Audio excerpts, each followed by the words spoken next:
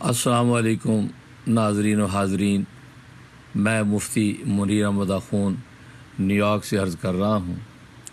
ہر ایک دردمند مسلمان کی طرح میں بھی جنید جمشید اور دیگر مسافرین کی شہادت و ہلاکت پر دکھی ہوں۔ دکھ موت کا نہیں ہے، کیونکہ موت تو دیر سویر آنی ہی ہے، بلکہ دکھ پیاروں کی فرقت و جدائی کا ہے، اور پھر جنید جمشید کی صورت میں ایک عظیم سرمایہ سے محرومی کا دکھ ہے۔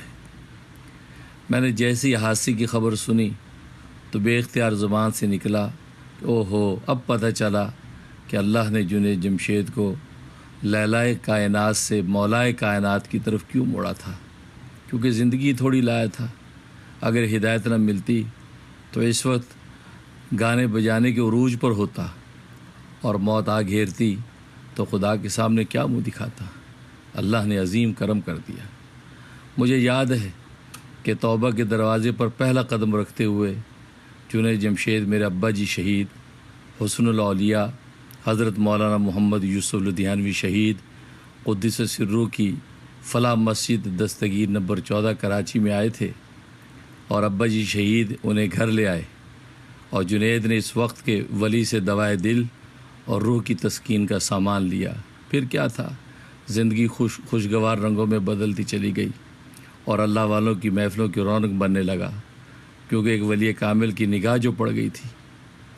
ایک موقع پر میں نے امریکہ اپنے ایک پروگرام میں دعوت دی تو انتہائی پیارے انداز میں کہا، جی میرے پیارے حضرت، جی میرے پیارے حضرت، میں بالکل حاضر ہوں، میں بالکل حاضر ہوں۔ سبحان اللہ، بس اس کے اس میٹر نے اس کو بلند کر دیا۔ من تواضع للہ رفعہ اللہ، جو اللہ کے لیے جھکا اللہ نے اس کو بلند کر دیا۔ میں سمجھتا ہوں کہ جنید کی زندگی ہر پاپ سنگر اور راک سٹار کے لیے ایک مشعل ہدایت ہے، اور جنید کی موت ہر ایک کے لیے تنبیہ اور دعوت ہے۔ حق تعالی شانہ جنید جمشید اور تمام مسافرین کی شہادت کو قبول فرمائے، اور لواحقین کو صبر جمیل سے نوازے، آمین یا رب العالمین۔